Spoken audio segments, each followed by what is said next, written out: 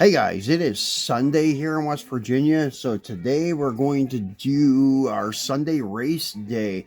Like they used to say, race on Sunday, sell on Monday. That's, I guess, the slogan for car dealerships in North Carolina from NASCAR. They would race these cars on Sunday and sell the actual car, not the raced one, but a regular street version on Monday at the dealership. Because when they were using that slogan, the cars were actually real cars. The NASCARs were actually real cars that were modified. They were not some sheet metal body wrapped around some chromoly tube chassis like they are nowadays. Um, they were actual cars like you would buy off the showroom floor with a cage in it and some parts ripped out of it and areas of the car gutted so that way it was light and would be a little bit faster on the track. But the overall shell and chassis and such was the same as the car you're driving on the street. But it's not like that nowadays. It hasn't been that way probably since, I don't know, maybe the 80s, I guess. And even in the 80s, they may have been using the tubular chassis with sheet metal bodies, but at least up until the late 80s, they still looked like real cars. Well, today we are going to unbox probably the greatest of all time in NASCAR history. That's why they call him the King. As you can see, Richard Petty, crowned King. He is the most well-known racer in NASCAR history. Even people that do not like NASCAR and do not follow it probably know Richard Petty and know the number 43, and they probably remember his appearance in Cars and such. And the car in Cars called the King is probably his most well-known NASCAR during his decades of racing, his 70 Superbird. This one here, though, I don't know, in my opinion, probably is up there with the Superbird or comes in a very close second place, is his 67 Plymouth GTX. I just remember this car, maybe not more than the Superbird, but almost as much. And I don't know if it's because he set some records with it, and this was a heavily publicized car, like it was in ads and magazines and a lot of articles about it. I don't know why, but I just remember this car as most as well as the Superbird. So this is from the Hot Wheels Hall of Fame series from back in, I think, 2004, I think it was. Let's see, 2002 copyright, so probably 2003. Then this is a very cool series. Actually, this series is a series I wish they would redo again. And they had some really great cars in this series. They had a Shelby Cobra for Carroll Shelby. They even had Saline, I think it was the S7, and his S7 Saline. And then they had, I think it was Ed Roth with some of his custom cars, George Barris, and all kinds of people, and even Grumpy Jenkins. That's another one I'd like to get in this series, even though it's a Chevy. It's a race car. I'd love to get that one. And I know Greenlight makes some nice Grumpy's toys too. But the first Diecast 164s of it was done by Hot Wheels in this Hall of Fame series. So this car here is very cool. And the back, you can kind of read a little bit of the card. We'll have to wait till we get it out of the package and read the card. But this just tells us about everything that they're doing, like their 35th anniversary. So yeah, it would have been 2003. They're doing their Hall of Fame series, commemorates the 35th anniversary of Hot Wheels cars by spotlighting three categories, which constantly stir the passions of car enthusiasts around the world. So yeah, I'm not sure what three categories there are. I guess racing is one of them, obviously. Maybe custom. And then the other one maybe would be muscle car. I'm not sure. Because I know they had a 71 GTX or Roadrunner in this series.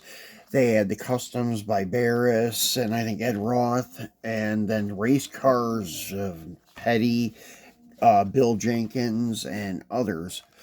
So anyways, let's get this off the package, or out of the package, I should say, because this one doesn't come off the card, it comes out of the package, because it's a PVC plastic blister.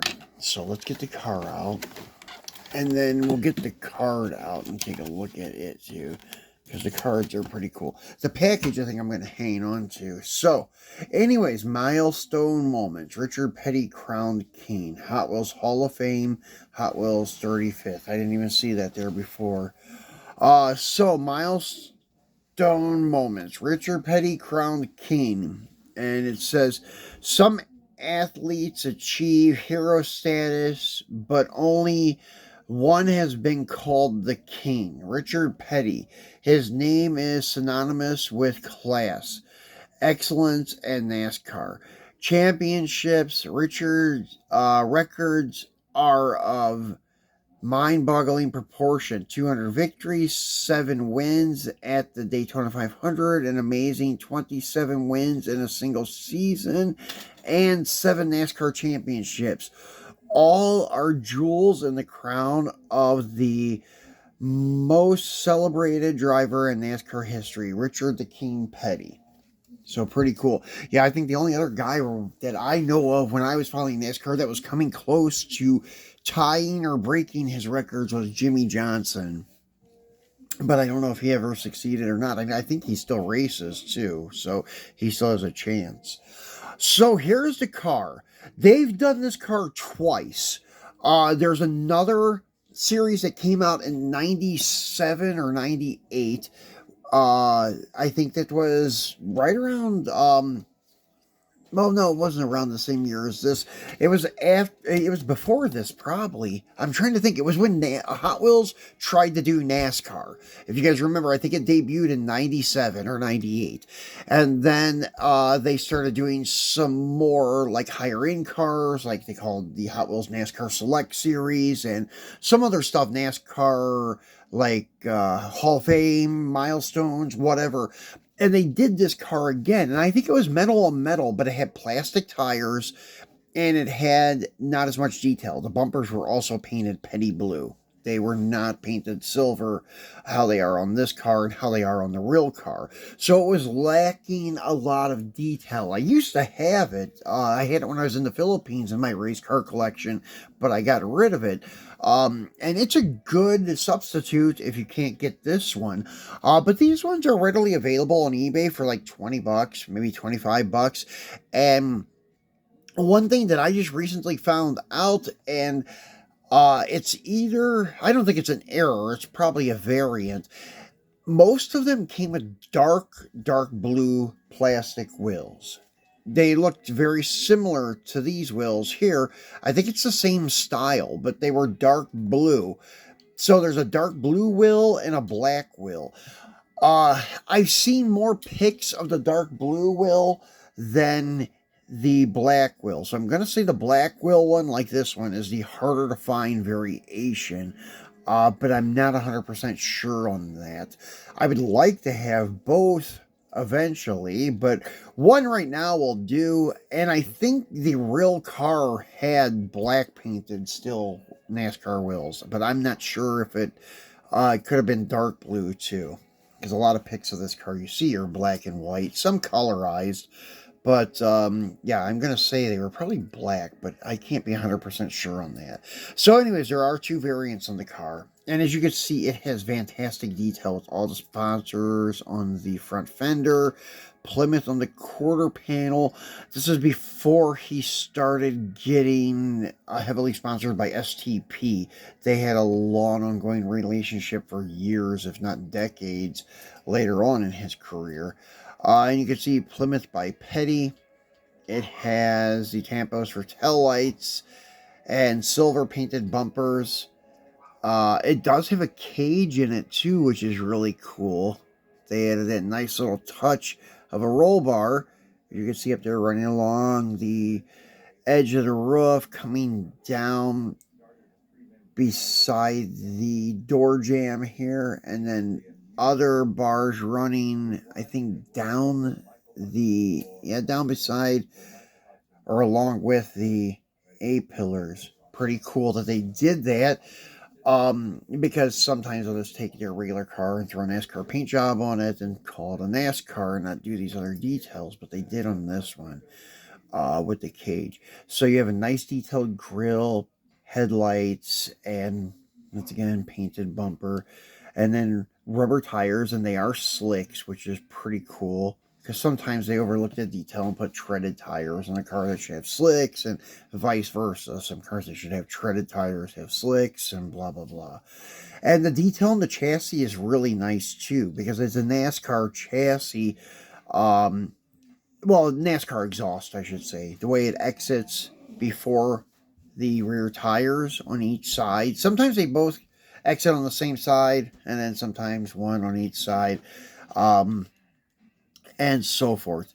So very, very cool piece. If you can get it, I would recommend to get it, especially if you're a race car fan or NASCAR or Petty fan. This would be a must-have. And as you can see, for the NASCAR, they did add a little deck spoiler here, which looks really cool. Just noticed this. It's pretty subtle.